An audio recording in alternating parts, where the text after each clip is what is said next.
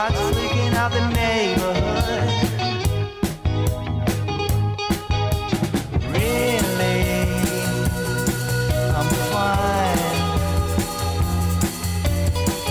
Never been better. Got no job on the line. Sincerely, don't worry.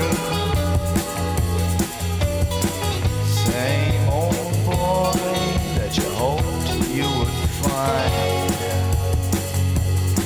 And I know it's no fun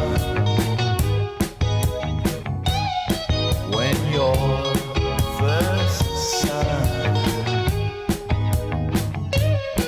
gets up to no good, starts freaking out the neighborhood.